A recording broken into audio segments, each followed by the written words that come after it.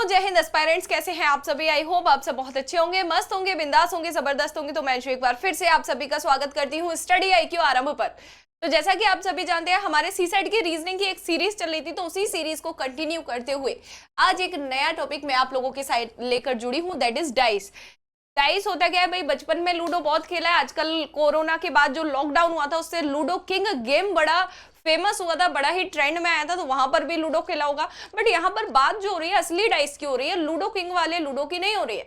जो असली डाइस जो आप बचपन में लूडो खेला करते थे, हार्डवेयर वाला लूडो है ना, सॉफ्टवेयर और हार्डवेयर।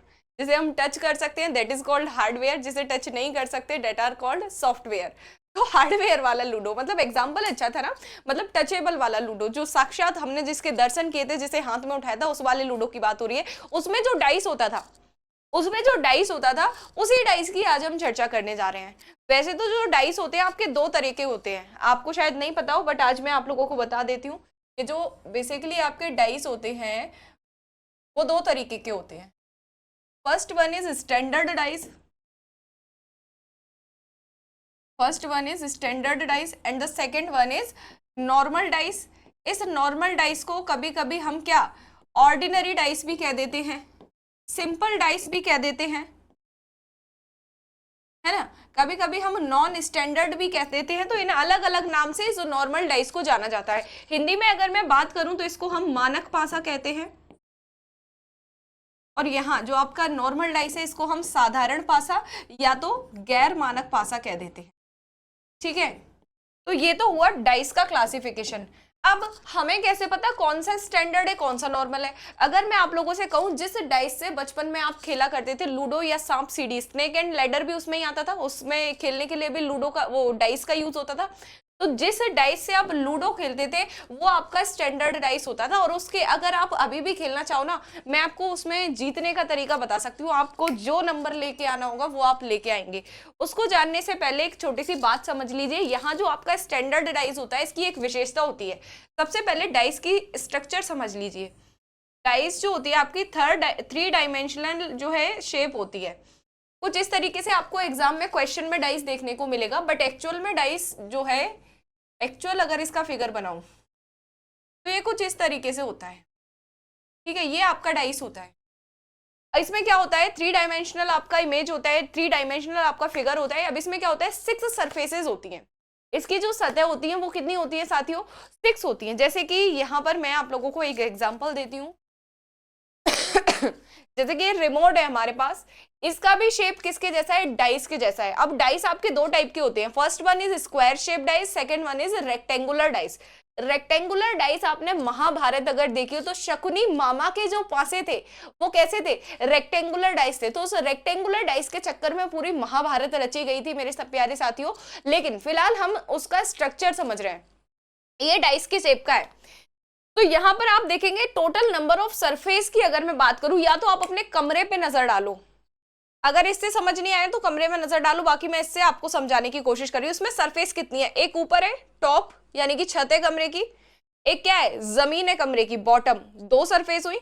एक आगे आपके आगे दीवार होगी, फ्रंट पे एक सरफेस है, एक आपके पीछे दीवार होगी, आपके बैक में एक सरफेस होगी, एक आपके राइट हैंड साइड पर सरफेस होगी, एक आपके लेफ्ट हैंड साइड पे सरफेस होगी। तो इस तरीके से कुल कितनी सरफेस हुई, 6 सरफेस हुई।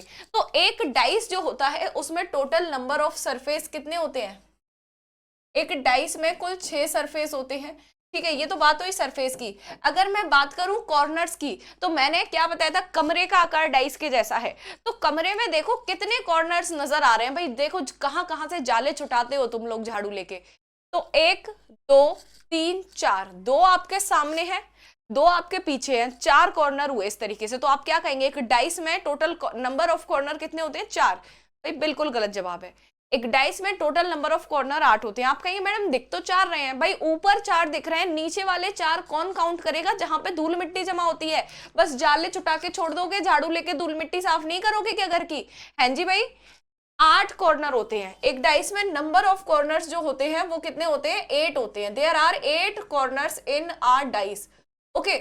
अगर मैं बात करूं साइड्स की, यानी कि भुजाओं की, साइड्स को हम क्या कहते हैं, हिंदी में भुजा कहते हैं। अगर मैं साइड्स की बात करूं, व्हाट आर साइड्स, तो भाई कॉर्नर्स को आपस में कनेक्ट करने वाली जो लाइंस होती हैं दैट आर कॉल्ड साइड्स। तो एक डाइस में कितनी साइड्स होती हैं भाई, कितने कॉर्नर है, 8 कॉर्नर है। इन 8 कॉर्नर्स को कनेक्ट करने के लिए कितनी साइड की जरूरत पड़ेगी, 1 2 3 4, 4 अगर ऊपर है तो 4 ही नीचे होंगी, 1 2 3 एंड 4।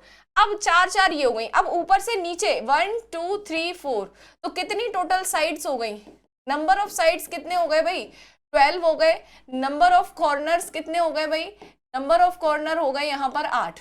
तो एक डाइस का जो स्ट्रक्चर होता है वो कुछ इस तरीके से होता है कि उसमें 6 सरफेसेस होती हैं, 8 कॉर्नर्स होते हैं। अपने रूम को देखते हुए चलिएगा, लाइंस भी आपको, साइड्स भी नजर आ जाएंगी कॉर्नर टू कॉर्नर जो कनेक्ट कर रही होंगी, ठीक है। और अगर मैं बात करूं साइड्स की, तो साइड्स होती हैं आपके 12। अब आते हैं स्टैंडर्ड डाइस पर वापस से। अच्छा एक बात और रहेगी, डाइस जो आपका होता है, जैसे कि ये डाइस है, इसकी जो सरफेस होती है उनका नाम अभी अभी मैंने आपको बताया, top, bottom, left, right, front, back, ये सरफेस थी 6। अब मैं आपसे पूछूं कि अपोजिट सरफेस क्या होती है, तो आपका जवाब क्या होगा। आप में से कोई लोग आंसर कर पाएंगे अपोजिट सरफेस क्या होती है। भाई आप सभी को ये जानकारी होनी चाहिए, जैसे कि आप अपने कमरे की या तो दीवार ले लें या डाइस को ही मान के चलें, जो फ्रंट सरफेस है, जो आपके सामने वाली दीवार है, वो आपकी बैक साइड वाली दीवार की क्या होगी, अपोजिट होगी। जो आपकी टॉप सरफेस है, यानी कि जो आपकी छत है, वो किसकी, जमीन की अपोजिट होगी। जो आपकी लेफ्ट हैंड साइड पर वॉल है, वो आपके राइट हैंड साइड वाली वॉल की अपोजिट होगी। तो ये आपकी अपोजिट सरफेस कहलाती हैं। यानी कि एक सरफेस की कितनी, एक ही सरफेस अपोजिट होती है। अगर मैं बात करूं टॉप, तो इसकी अपोजिट सिर्फ बॉटम होगी, इसके अलावा लेफ्ट, राइट, फ्रंट, बैक ये सभी इसकी अपोजिट नहीं होंगी, ये सभी इसकी एडजेसेंट यानी कि निकटवर्ती या तो यूं कहें पड़ोसी सतह हो जाएंगी। एडजेसेंट का मतलब होता है सन्निकट, जो करीबी है ना, पड़ोसी है।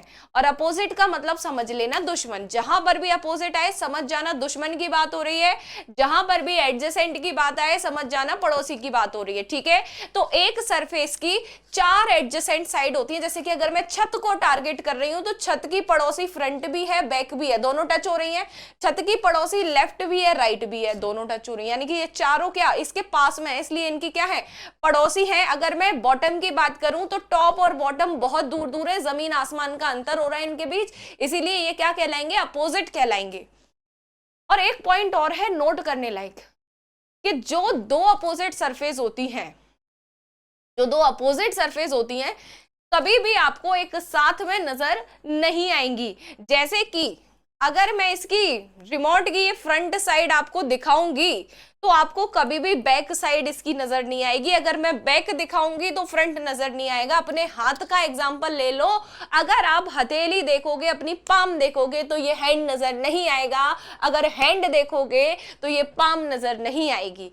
तो ये आपके अपोजिट का कॉन्सेप्ट है कि कोई भी दो अपोजिट सरफेस कभी भी एक साथ में नजर नहीं आएंगी। अगर आप टॉप देखोगे तो बॉटम नहीं दिखेगा, लेफ्ट देखोगे तो राइट नहीं दिखेगा, फ्रंट देखोगे तो बैक नहीं दिखेगा, ठीक है। अब आते हैं स्टैंडर्ड डाइस पे। देखो जो आपका स्टैंडर्ड डाइस होता है, इस पे 1 से लेकर 6 तक जो है या तो डॉट्स बने होंगे या तो नंबर्स लिखे होंगे। जो आपका स्टैंडर्ड डाइस होता है उस पे 1 से लेकर 6 तक या तो डॉट्स बने होंगे। डॉट्स किस तरीके से बनते थे, जैसे कि यहाँ ये 3 डॉट्स हैं, यहाँ 2 डॉट्स हैं, यहाँ 1 डॉट है, ठीक है, इस तरीके से बनेंगे। और बाकी जो बची हुई 3 सरफेस हैं उस पे भी कुछ ना कुछ डॉट्स आपके बने होंगे, जैसे कि 4 5 6, ठीक है। अब देखो, अब यहाँ पर इसकी पहचान कैसे करेंगे कि कौन सा डाइस स्टैंडर्ड है, कौन सा नॉन स्टैंडर्ड है, कैसे पहचानेंगे।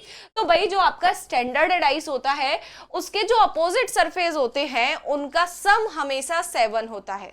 यानी कि 1 का अपोजिट हमेशा 6, 4 का अपोजिट हमेशा 3 होगा, 2 का अपोजिट हमेशा 5 होगा। जैसे कि ये स्टैंडर्ड डाइस है, इस पे कुछ नंबर लिखे हुए हैं। जैसे कि ये 6 सरफेस वाला मैंने बनाया था, मैं आपको फिर से ड्रॉ करके एक बार समझाए देती हूँ, ताकि आपको हर एक चीज बिल्कुल मतलब क्रिस्टल क्लियर होनी चाहिए। जैसे कि ये टॉप सरफेस है, टॉप सरफेस पे अगर 2 लिखा है और बात अगर स्टैंडर्ड डाइस की हो रही है, तो बॉटम में हमेशा 5 आएगा। अगर लेफ्ट में इसके 3 लिखा है तो राइट में हमेशा 4 आएगा। फ्रंट में अगर 1 लिखा है तो बैक में हमेशा 6 आएगा। ये आपकी पहचान है स्टैंडर्ड डाइस की। यहाँ पर क्या होता है, जितने भी अपोजिट लेटर्स होते हैं, जितने भी अपोजिट नंबर्स होते हैं, उनका सम क्या हो जाता है, 7 हो जाता है। जहां अपोजिट नंबर यानी कि दुश्मनों का योग 7 हो जाए, वहां पर ये डाइस जो है स्टैंडर्ड डाइस बन जाता है। और अगर मैं बात करूं आपके नॉर्मल डाइस की, तो नॉर्मल डाइस में क्या होता है, यहाँ पर जो आपकी पड़ोसी सतह होती है यानी कि जो एडजेसेंट साइड्स होती हैं, एडजेसेंट साइड का जो है टोटल यहाँ पर सम यहाँ पर 7 होता है। ठीक है, यहां पर क्या अपोजिट सरफेस का सम 7 होगा, यहां पर एडजेसेंट सरफेस का सम जो है वो 7 होगा। जैसे कि यहां अगर मैं बात करूं, एक डाइस मैंने आप लोगों के लिए ड्रॉ किया,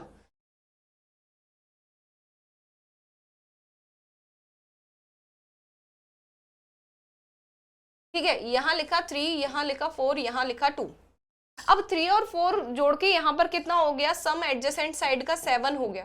तो जहां एडजेसेंट साइड का सम 7 हो जाए, वहां तो आपका नॉर्मल डाइस रहेगा। ठीक है, और जहां पर एडजेसेंट साइड्स का सम आपको 7 नहीं नजर आ रहा, वहां पर क्या हो जाएगा, स्टैंडर्ड डाइस हो जाएगा। ठीक है, या तो यूं कहें अपोजिट सरफेस का सम 7 है तो स्टैंडर्ड डाइस, एडजेसेंट सरफेस का सम 7 है तो आपका नॉर्मल डाइस रहेगा। Is it clear? अभी जितना आसान लग रहा है उतना आसान आपको लगेगा नहीं है, क्योंकि हमेशा आपको एडजेसेंट साइड का सम 7 नहीं देखने को मिलेगा। यहाँ पर ये कंडीशन जो है ना, एडजेसेंट साइड की सम 7 वाली, ये हो भी सकती है, कभी कभी नहीं भी हो सकती है, बट इसका फिक्स है, इसकी अपोजिट सरफेस का सम हमेशा 7 रहेगा, और इसकी अपोजिट सरफेस का सम 7 हो भी सकता है, नहीं भी हो सकता, तो फिक्स रहेगा। ठीक है, इसकी जो एडजेसेंट साइड है उनका टोटल कभी भी 7 नहीं होगा। अगर किसी डाइस में एडजेसेंट साइड का सम टोटल हो रहा है तो वो कभी भी स्टैंडर्ड डाइस नहीं होगा। अब एक चीज और आप लोगों को बताती हूँ कि ये जो स्टैंडर्ड डाइस है, अब ये आपका आउट ऑफ ट्रेंड हो चुका है, इससे क्वेश्चन अब नहीं बनते हैं। क्वेश्चन बनते हैं सिर्फ और सिर्फ आपके नॉर्मल डाइस से, ये आपका ट्रेंडिंग चल रहा है। ठीक है, क्योंकि ये इसको पहचानना बहुत आसान हो जाता था। ये जो स्टैंडर्डाइज का क्वेश्चन आता था बहुत इजी आता था। यहाँ पर आपकी पहचान ये होती थी कि अगर एडजेसेंट साइड का जो सम है वो 7 नहीं हो रहा तो उसको हम स्टैंडर्डाइज मान लेते थे, और आपसे पूछा जाता था कि अपोजिट सरफेस क्या है, और स्टैंडर्डाइज की जो अपोजिट सरफेस है वो हमेशा फिक्स है। 1 का अपोजिट हमेशा 6 रहेगा, 3 का अपोजिट हमेशा 4 रहेगा, 2 का अपोजिट हमेशा 5 रहेगा। तो इसीलिए यहाँ पर क्या है, क्वेश्चन बहुत ही ज्यादा ईजी हो जाते थे, दैट्स वाई अब इनको आउट ऑफ ट्रेंड कर दिया गया। अब इनसे एग्जाम में क्वेश्चन नहीं बनता है, क्वेश्चन सिर्फ आपका नॉर्मल डाइस से या तो यूं कहें नॉन स्टैंडर्ड डाइस से बनता है। तो चलिए इसी क्रम को आगे बढ़ाते हुए नॉन स्टैंडर्ड डाइस का विश्लेषण कर लेते हैं, एनालिसिस कर लेते हैं, पूरा डीप में हम समझ लेते हैं कि क्या क्या जो है यहाँ पर केसेस बनते हैं, किन किन टाइप के क्वेश्चन पूछे जाते हैं और अब तक एग्जाम में पूछे गए हैं, उन पीवाईक्यूज को हम लोग आज सॉल्व करेंगे। चलिए जी, हेडिंग बना लीजिए, नॉन स्टैंडर्ड डाइस या तो सिंपल डाइस।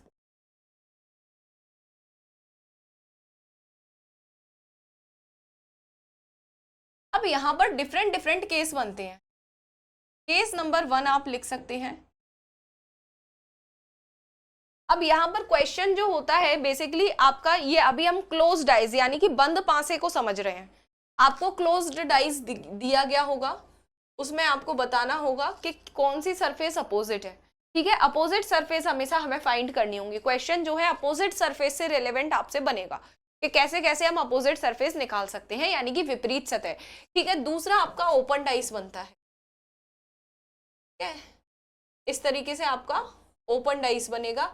इसमें भी ज्यादातर आपसे अपोजिट सरफेस से रिलेटेड क्वेश्चन पूछे जाएंगे। अपोजिट सरफेस से रिलेटेड क्वेश्चन नहीं भी पूछे जाएंगे तो ये आपसे पूछा जाएगा कि ये जो शीट आपको दी गई है इसको फोल्ड करके जो डाइस बनेगा वो कौन सा डाइस बनेगा, इस टाइप के क्वेश्चन बनेंगे। तो अभी फिलहाल हम क्लोज्ड डाइस यानी कि बंद पासे को समझ रहे हैं, चाहे तो हेडिंग बना सकते हैं। नॉन स्टैंडर्ड डाइस में अभी हम क्लोज्ड डाइस पढ़ रहे हैं, बंद पासा। तो केस नंबर 1 है किसके लिए, अपोजिट सरफेस पता करने के लिए कि how to find opposite surface. तो केस नंबर बनता है व्हेन ओनली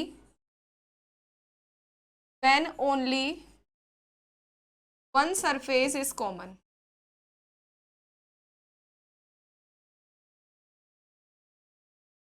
यानी कि जब केवल आपको एक ही सतह समान दी गई हो। हिंदी में मैं बोल रही हूँ, आप लोग खुद से लिख लीजिएगा, बाकी इंग्लिश में मैंने लिख दिया when only one surface is common, जब सिर्फ एक ही सतह समान दी गई हो। क्वेश्चन कैसे आएगा, आपको यहाँ पर 2 से 3 डाइस बना के दे दिए जाएंगे, या तो 2 दे दिए जाएंगे, या तो 3, या तो 4, ऐसे बहुत सारे डाइस आपको दे दिए जाएंगे बनाकर। आपको बताना होगा, एक नंबर दे दिया जाएगा, उसका अपोजिट क्या है। अब जो आपका नॉन स्टैंडर्ड डाइस होता है, इसमें 1 से लेकर 6 तक नंबर बने हो ऐसा जरूरी नहीं है। यहाँ पर आपके लेटर्स भी आ सकते हैं, यहाँ पर आपके कलर्स के नेम आ सकते हैं, कोई ना कोई वर्ड्स आ सकते हैं, है ना। तो यहाँ पर कुछ भी दे सकता है, मैथमेटिकल सिंबल्स भी पुट कर सकता है, जैसे कि यहाँ मैंने लिखा P, यहाँ लिखा M, यहाँ लिखा Q, यहाँ लिखा Q, यहाँ लिखा R, यहाँ लिखा S। इस टाइप से आपको क्वेश्चन देखने को मिलेगा, ठीक है। अब आपको ये बताना है, मेरा क्वेश्चन ये है आपसे कि ये जो डाइस की, एक ही डाइस की 2 कंडीशंस आपको गिवन है, ये कंडीशन नंबर 1 है और ये सेम डाइस की कंडीशन नंबर 2 है। अब मेरा क्वेश्चन ये है कि what letter will be come on the opposite surface of R, यानी कि आर, जिस सरफेस पे आर लिखा है उस सरफेस के अपोजिट सरफेस पे कौन सा लेटर आएगा। तो सबसे पहले आपको डाइस को देखना है कि कुछ भी चीज यहां से कॉमन है। यहां पर एक सरफेस कॉमन मिल गई हमें क्यू, हमें क्या कॉमन मिल गई, 1 सरफेस कॉमन मिल गई क्यू। अब इस क्यू को हमें जो कॉमन मिला है इसको इस तरीके से लिख लेना है, दोनों में क्यू कॉमन है, पहले इसका क्यू लिखा, देन हमने उसका क्यू लिखा एक दूसरे के नीचे। आगे क्या करना है, इससे चलना है अपने को क्लॉकवाइज, तो क्यू से क्लॉकवाइज जाएंगे एस मिलेगा, आगे क्लॉकवाइज जाएंगे तो आर मिल जाएगा, ठीक है। सेम यहाँ पर क्लॉकवाइज का मतलब होता है जिस डायरेक्शन में आपकी क्लॉक मूव कर रही है, या तो यूं कहें राइट हैंड साइड की साइड, क्यू से राइट हैंड साइड में चलना है अपन को, दाहिना जो है मोड़ चलना है, ठीक है। सेम यहाँ पर राइट हैंड साइड की साइड जाएंगे, क्यू से पहले गए तो P मिला, देन क्यू से गए आगे तो हमें क्या मिला, M मिला, ठीक है। इस तरीके से अरेंज करना है, और भाई दोनों को एक ही डायरेक्शन में घुमाना है, ऐसा नहीं कि इसको क्लॉकवाइज घुमा रहे हो इसको एंटी क्लॉकवाइज घुमा रहे हो, भाई सारा मामला गड़बड़ हो जाएगा, ऐसा मत करना। दोनों को अगर एंटी क्लॉकवाइज घुमाना है तो दोनों को एंटी क्लॉकवाइज घुमाओ, अगर क्लॉकवाइज घुमाना है तो दोनों को क्लॉकवाइज घुमाओ, ऐसा रहना चाहिए। दोनों को आप अलग अलग डायरेक्शन में घुमा देंगे तो आंसर हो जाएगा गलत। अब यहाँ पर क्या था, यहाँ पर क्या था, हमसे आर का अपोजिट पूछा गया, तो जिस लेटर के नीचे जो लेटर आ रहा है, जैसे आर के नीचे एम आया तो ये जो एम है ये आर का अपोजिट हो जाएगा, आर का अपोजिट क्या हो जाएगा, एम। एस जो है पी का अपोजिट हो जाएगा, एस किसका अपोजिट हो गया, पी का अपोजिट। और क्यू का अपोजिट क्या हो जाएगा, जो सरफेस हमें नजर नहीं आ रही है वो क्या, क्यू की अपोजिट हो जाएगी, क्योंकि मैंने आप लोगों को क्या बताया था कि 2 अपोजिट सरफेस कभी भी एक साथ में नजर नहीं आती। तो आप यहां देखेंगे जब भी आपको आर नजर आएगा, आर के साथ में कहीं पर भी आपको एम नजर नहीं आएगा, जहां पर भी आपको पी नजर आएगा, पी के साथ में कहीं पर भी एस नजर नहीं आएगा, क्योंकि 2 अपोजिट सरफेस कभी भी साथ में नहीं होती। और अगर Q के साथ में P, M, S और R ये 4 लेटर्स रखे हैं तो सिंपल सी बात है ये चारों कभी भी Q के अपोजिट नहीं होंगे। समझ में आया ये सारा सब कुछ आपको, जो भी मैंने समझाया अभी तक, जितनी भी चीजें मैंने बताई हैं, होप सो आप सभी लोग को समझ में आ गई होंगी। तो केस नंबर 1 ये था। अब आते हैं केस नंबर 2 पर। केस नंबर 2 आपका क्या बनता है, केस नंबर 2 आपका बनता है व्हेन 2 सरफेस आर कॉमन।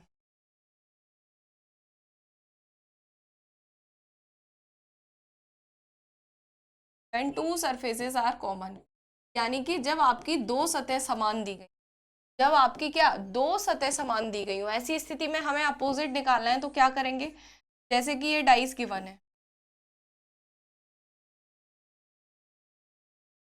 मान के चलो इस डाइस पर आपको लिख दिया जाएगा, या तो इस डाइस पर PQRSTU ये लेटर्स सारे ड्रॉ हैं, ये इनकी 6 सरफेस हैं, या तो 1 से लेकर 6 तक सभी अंक अंकित हैं, या फिर कभी कभी ऐसा नहीं दिया जाएगा, डायरेक्ट क्वेश्चन ही आ जाएगा। अभी हम मान के चल रहे हैं कि ये जो 2 डाइस हैं इन पर 1 से लेकर 6 तक अंक बने हुए, यानी कि नंबर्स बने हुए। तो यहाँ मैं आपको देती हूँ 2, 3, यहाँ 5, यहाँ मैंने लिखा 3, 5, यहाँ 1, ठीक है। अब हमें यहाँ से पूछा गया कि हमको बताओ भाई 2 का विपरीत क्या होगा, हमसे यहाँ 2 का अपोजिट पूछा गया कि what surface will be opposite of 2, बताइए। या तो ऐसे दे देगा कि अगर 2 जो है, अगर 2 नंबर वाली सतह कहाँ ऊपरी सतह पर है, 2 नंबर जो है ऊपरी सतह पर है, तो जो है निचली सतह पर क्या होगा, तो ऊपर के अपोजिट क्या होता है, नीचे होता है, तो इसका मतलब अपोजिट ही पूछा गया है। 1 मिनट रुकिएगा, बस मैं पानी पी लूं देन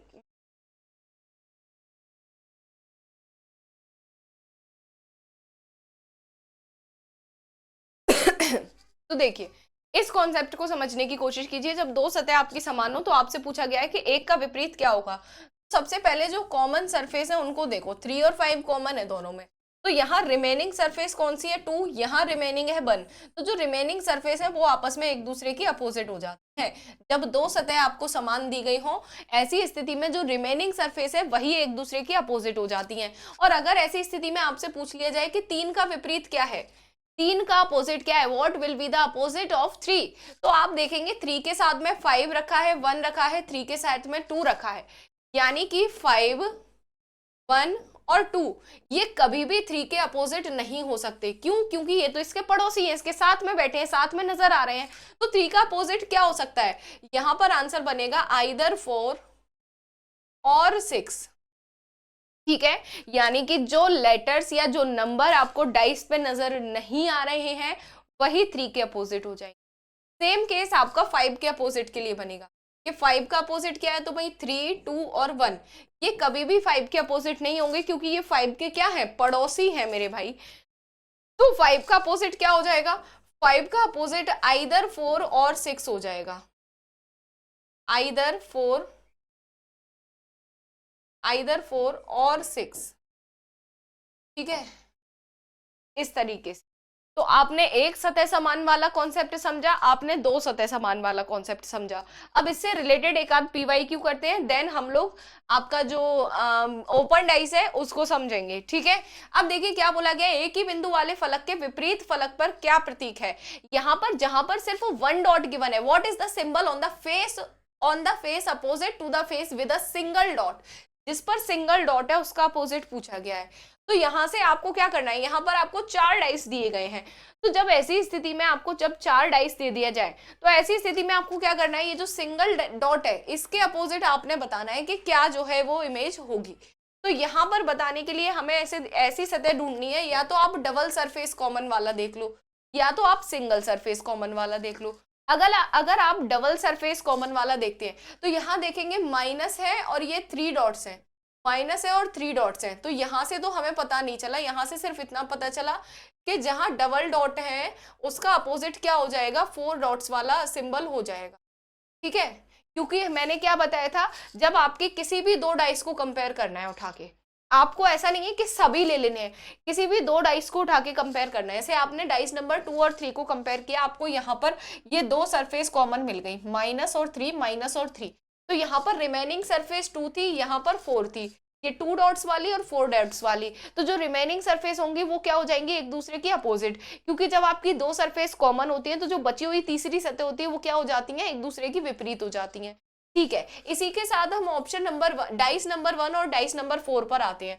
तो यहाँ सिंगल डॉट और डबल डॉट है, यहाँ सिंगल डॉट और डबल डॉट है। तो यहाँ से क्या पता चला, ये जो माइनस का साइन है इसके अपोजिट में क्रॉस का साइन है।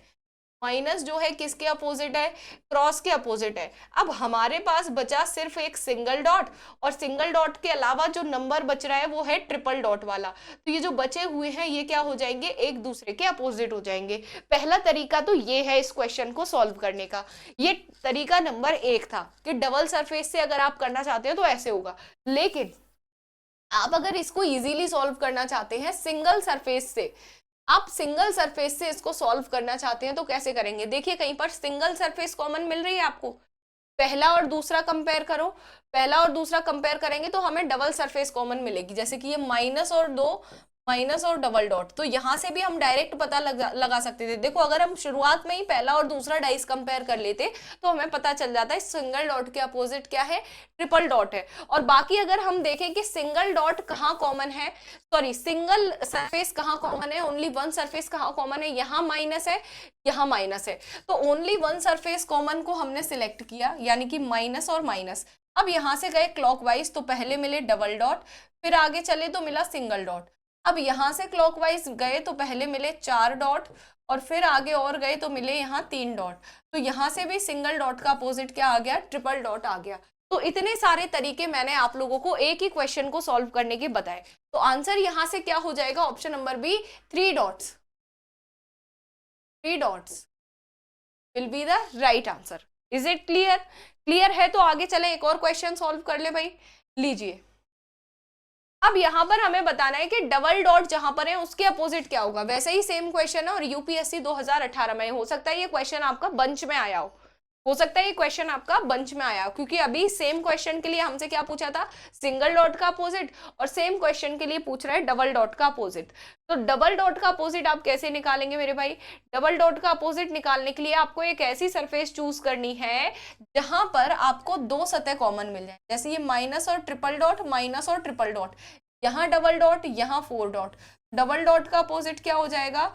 डबल डॉट का अपोजिट हो जाएगा आपका 4 डॉट्स। ठीक है, ये जो 4 डॉट्स वाला साइन है ये डबल डॉट का अपोजिट हो जाएगा। आंसर बन जाएगा option number C, 4 dots. Clear? आगे चलिएगा, लीजिए अब कह रहा है क्रॉस वाले फलक के विपरीत फलक पर क्या है। तो क्रॉस वाले फलक के विपरीत क्या हो जाएगा? यहां से देखो, ये डबल डॉट और सिंगल डॉट, डबल डॉट और सिंगल डॉट, डाइस नंबर 1 और 4 को कंपेयर करने पे हमें ये दो सरफेस कॉमन मिल गई। रिमेनिंग सरफेस पर माइनस का साइन है, रिमेनिंग सरफेस पर क्रॉस का साइन है, तो यहाँ पर हो जाएगा ऑप्शन नंबर सी, रेखा, यानी कि लाइन। ये जो माइनस का साइन है ये माइनस नहीं है, आई थिंक ये लाइन है। ठीक है, तो लाइन आपका राइट आंसर हो जाएगा, क्योंकि यहाँ से क्रॉस का अपोजिट क्या हो गया, यहाँ क्रॉस रिमेनिंग है, यहाँ लाइन रिमेनिंग है, तो क्रॉस का अपोजिट रिमेनिंग सरफेस क्या होती है, आपस में एक दूसरे की अपोजिट हो जाए। ठीक है, आगे चलिएगा, अब आ जाइए क्वेश्चन नंबर 13 को पढ़िए। यहाँ से थोड़ा सा ट्विस्ट आपको देखने को मिलेगा, थोड़ा सा हल्का सा एक ट्विस्ट आपको देखने को मिलेगा। क्वेश्चन में कह रहा है कि एक घन के 6 number 1 to 6 are marked on the faces of a cube, 3 views of a cube are shown below, यानी कि एक ही क्यूब की 3 स्थितियां आपको दिखाई गई हैं। अब आपसे पूछा गया है कि घन पर क्रमशः ए और बी चिन्हित फलकों पर संभावित अंक क्या हो सकती है। यहाँ ये 5 के पड़ोसी सतह दी गई हैं, 5 की क्या एडजेसेंट साइड है, ए और बी यहाँ पर लिख दिया। अब आपको ये बताना है कि इनकी जगह पर इनमें से कौन सा नंबर आ सकता है। ये हम कैसे बता सकते हैं? जब हमें सभी नंबर्स के अपोजिट पता हो। तो अपोजिट पता करने के लिए सबसे पहले हम क्या करेंगे, कंपैरिजन करेंगे। डाइस नंबर 1 को ले लो और डाइस नंबर 2 को, सिर्फ एक सरफेस कॉमन मिली, दैट इज 1, यानी कि 1 को लिख लो 1 के नीचे। अब यहां से चलो क्लॉकवाइज, 1 से क्लॉकवाइज गए, पहले 4 मिला फिर 6 मिला, पहले 4 फिर 6। 1 से क्लॉकवाइज चलो, पहले 3 मिला फिर 2 मिला, पहले 3 लिखेंगे फिर 2 लिखेंगे, तो 4 का अपोजिट तो 3 हो जाएगा, 6 का अपोजिट 2 हो जाएगा, यानी कि ये जो 1 है ये किसका अपोजिट हो जाएगा, 5 का अपोजिट हो जाएगा। ठीक है, जो रिमेनिंग सरफेस है जो 1 के साथ में नजर नहीं आ रही वही तो 1 का अपोजिट होगी, है ना, यही तो बता रही हूं मैं आपको इतनी देर से। तो 1 का अपोजिट 5, 4 का अपोजिट 3 और 6 का अपोजिट 2। अब ये जो अपोजिट के पेयर बनी है ना, अब इस बात का विशेष ध्यान रखिएगा कि 1 का दुश्मन 5 है, 5 और 1 कभी साथ नहीं बैठेंगे। 4 का दुश्मन 3 है, 4 और 3 कभी साथ नहीं बैठेंगे। 6 का दुश्मन 2 है, यानी कि 6 और 2 कभी साथ में नहीं बैठेंगे। अब हमें ये बताना है कि 5 के साथ में कौन कौन लोग बैठ सकते हैं। हमें ये पता है कि 1 जो है 5 का दुश्मन है, ये 5 के साथ में कभी नहीं बैठेगा, तो इसको हटाओ, क्योंकि यहाँ 1 है, इसको बाय बोल दो, इसमें भी 1 है, इसको बाय बोल दो, इसमें भी 1 है। अब यहाँ बचता है 2 और 3। अब ये चेक कर लो, क्या 2 और 3 आपस में एक दूसरे के अपोजिट तो नहीं है? भाई 3 4 का अपोजिट है, 2 6 का अपोजिट है, यानी कि 2 और 3 आपस में दुश्मन नहीं है। इसका मतलब 2 और 3 यहाँ पर इजीली बैठ सकते हैं, तो option number A will be the right answer. Clear? अब देखते हैं आगे कौन सा क्वेश्चन है। आगे भी एक ओपन डाइस का क्वेश्चन है, तो ओपन डाइस को हम नेक्स्ट सेशन में कवर करेंगे। फिलहाल आप क्लोज डाइस के आंसर कीजिए। यूपीपीएससी प्रीलिम्स 2012 में पूछा गया प्रश्न है, कह रहा है कि complete the following dice by filling letter in the blank where there are question mark. Question mark के साथ में कौन कौन से लेटर आ सकते हैं ये आपको बताना है। अब देखिए, ये बताने के लिए सेम उसी पैटर्न का क्वेश्चन है जैसा अभी अभी हमने किया है। अब देखो, इसके लिए सबसे पहले हमें क्या पता होना चाहिए, इसके लिए हमें अपोजिट्स पता होने चाहिए, और अपोजिट पता होने के लिए कोई ना कोई एक सरफेस तो कॉमन होनी चाहिए थी। तो VTX है, PMS है, EA और I है, और J के साथ हमें बताया गया है। चलिए इस वाले टाइप को हम बाद में कवर करते हैं, पहले आप जो टाइप मैंने आपको सिखाए हैं उनको सीखो। जो अलग टाइप के क्वेश्चंस हैं उनको सेशन 2 में लेकर चलेंगे, है ना। पहले जो टाइप आपने जो 2 केस सीखे हैं उस केस से रिलेटेड क्वेश्चन करो, है ना। अब देखो यहाँ पर एक ही, when a dice is thrown 4 times the following result are obtained each time. ये एक ही डाइस था जिसको 4 बार फेंकने पर ये 4 अलग अलग स्थितियां आपके सामने हुई। ठीक है, अब कह रहा है कि which of the following number is on the side opposite to 3 in the dice. 3 के अपोजिट बताना है। 3 का अपोजिट बताने के लिए आप लोग क्या करेंगे, यहाँ से आप डाइस नंबर 1 और 2 को अगर कंपेयर करते हैं तो कुछ भी कॉमन नहीं है। अगर आप 1 और 3 को कंपेयर करते हैं तो यहाँ से 2 आपको कॉमन मिल जाएगा। जैसे ही आपने डाइस नंबर 1 और डाइस नंबर 3 को कंपेयर किया, क्योंकि 1 और 2 में कुछ कॉमन नहीं दिखा हमें, तो 2 को स्किप करके अब हम आए 3 पे। क्या कॉमन दिख गया? 2 कॉमन दिख गया। 2 से क्लॉकवाइज चलो, पहले 6 मिलेगा, देन आपको 3 मिलेगा। यहाँ पर भी 2 से क्लॉकवाइज चलो, पहले 5 मिलेगा, फिर 4 मिलेगा। तो आपसे 3 का अपोजिट पूछा गया था, तो 3 का अपोजिट क्या निकल कर आ गया? Option number B, 4 will be the right answer. और देख लेते हैं इस टाइप के और क्वेश्चन हैं तो उनको भी करते हैं, then we will end this session. चलिए जी, अगेन उसी टाइप का एक और क्वेश्चन है, एमपीपीएससी 2012 में पूछा गया है। यहाँ पर भी आपसे 3 का अपोजिट ही पूछा गया है। तो 3 का अपोजिट बताने के लिए यहाँ डाइस नंबर 1 और 2 को कंपेयर करेंगे, 2 सरफेस कॉमन मिल जाएंगी, 5 and 6, 5 and 6, remaining surface 4, remaining surface 3। तो option number C, 4 will be the right answer. 3 का जो अपोजिट होगा क्या हो जाएगा? 4 हो जाएगा। ओके, और देख लें भाई इस टाइप का क्वेश्चन बचा हो कोई तो। ये है, अगेन कह रहा है यदि if the top number is 3 then find the bottom number. यानी कि अगर टॉप पर 3 है तो बॉटम पर क्या होगा? अगेन 3 का अपोजिट पूछा गया है, कैसे बताएंगे? यहाँ पर देखिए कॉमन सरफेस क्या है? 6 है। 6 से क्लॉकवाइज चलो, पहले 4 मिलेगा, देन आगे गए फिर 5 मिला, क्लॉकवाइज गए पहले 1 मिला, फिर आगे गए तो यहाँ 3 मिला। 3 का अपोजिट यहाँ से क्या निकल कर आ गया? 5 आ गया। So option number C, 5 will be the right answer. Is it clear और नॉट? बताइए भाई जल्दी से। अच्छा, अगर यहाँ तक क्लियर है तो हमारे पास सिर्फ एक ही क्वेश्चन बचता है अब डाइस में, ये ओपन डाइस वाला। सिर्फ और सिर्फ एक ही क्वेश्चन है जो कि आपका यूपीपीएससी 2015 में पूछा गया था। तो इसको यहीं पर समझ लेते हैं, क्यों इस एक क्वेश्चन के लिए हम लोग खामों का अपना टाइम वेस्ट करेंगे एक सेशन में, है ना। इसको यहीं समझ लेते हैं तो डाइस का टॉपिक यहीं पर आपका बाइंड ऑफ हो जाएगा, देन अगला टॉपिक स्टार्ट कर देंगे। ओके, चलिए जी, यहाँ कह रहा है निम्नांकित डिब्बों में से कौन सा एक दिए गए कागज के पन्नों द्वारा बनेगा। यहाँ पर एक शीट दी गई है जिस पर ये डाइस का शेप काटा गया है। डाइस में 6 सरफेस होते हैं, 6 सरफेस है, लेकिन क्या किया गया? उस डाइस को काट के खोल दिया गया है। इस डाइस को खोल दिया गया है। अब आपको ये डाइस जो है वो फोल्ड करना है, और फोल्ड करके बताना ये है कि ये जो 4 ऑप्शन है इनमें से कौन सा ऑप्शन है जो इस शीट को फोल्ड करने पर बन जाएगा। तो देखो यहाँ पर भी सबसे अहम बात जो है वो है अपोजिट सरफेस। तो जब भी आपके पास ओपन डाइस आए, आपको एक काम करना है, अपनी फिंगर की ये टिप्स देखनी है। ये 1 2 3 कितने ब्लॉक्स हैं इस फिंगर में? कितने ब्लॉक्स हैं? ब्लॉक्स देखने हैं, 3 हैं। फिंगर को फोल्ड करके देखो, फिंगर को फोल्ड करोगे तो फर्स्ट ब्लॉक जो है थर्ड ब्लॉक के सामने आ जाएगा। जब आप अपनी फिंगर को फोल्ड करोगे तो आपकी फिंगर का जो पहला ब्लॉक था वो किसके सामने आ रहा है? तीसरे ब्लॉक के सामने आ रहा है, हाँ या ना? तो यही बस आपके रूल है, यही आपका रूल है फोल्डिंग का। जब भी आप किसी भी डाइस को फोल्ड करोगे तो फर्स्ट ब्लॉक हमेशा थर्ड के सामने आएगा। अगर ये फर्स्ट है तो ये थर्ड होगा, ये फर्स्ट है तो ये थर्ड होगा, यानी कि ई के सामने सी आएगा, एफ के सामने बी आएगा, रिमेनिंग एक दूसरे के अपोजिट हो जाएंगे। यानी कि एफ का अपोजिट बी है, ई का अपोजिट सी है, और ए का अपोजिट क्या हो जाएगा? डी हो जाएगा। ठीक है, तो अब यहाँ पर ये देख लो कि यहाँ ये पूछा गया है कि कौन सा डाइस बन सकता है। तो ऐसा डाइस चूज करो जिसमें 2 दुश्मन साथ में ना बैठे हो। जहां 2 दुश्मन साथ में बैठे होंगे वहीं पर गलत कर देना। ई और सी, भाई दुश्मन है, हटाओ इसे। ई डी ए, डी और ए दुश्मन है, हटाओ इसे। बी ई एफ, एफ और बी दुश्मन है, हटाओ भाई इसे। Option number B, F E D, F E D कोई भी किसी का दुश्मन नहीं है। ऑप्शन नंबर बी जो है यही डाइस आपका सिर्फ इस ओपन डाइस से बन सकता है, इसके अलावा कोई भी डाइस नहीं बन सकता, क्योंकि मैंने आप लोगों को बताया जो अपोजिट होते हैं यानी कि जो दुश्मन होते हैं वो कभी भी साथ में नहीं बैठते। और यहाँ पर एफ का दुश्मन बी था, ई का दुश्मन सी था। कैसे पता चला? पहला ब्लॉक हमेशा तीसरे वाले ब्लॉक का अपोजिट होता है। जब आप इस शीट को काट के, आप एक काम करना, अगर आपको नहीं यकीन आ रहा ना, आप एक शीट लेना, बिल्कुल इसी शेप में काटना, फिर उसको फोल्ड करने की कोशिश करना डाइस बनाने के लिए। तो देखना भाई एफ के अपोजिट में बी ही आएगा, ई के अपोजिट में सी आएगा, और ए के अपोजिट में डी आएगा। ठीक है, पहला हमेशा तीसरे का विपरीत होता है, इस बात का विशेष ध्यान रखना। तो चलिए फिर आज के सेशन को यहीं तक रखते हैं, मिलते हैं नेक्स्ट सेशन में नए क्वेश्चंस के साथ, नए टॉपिक के साथ। तब तक के लिए जय हिंद, जय भारत। हंसते रहिए, मुस्कुराते रहिए, गुनगुनाते रहिए।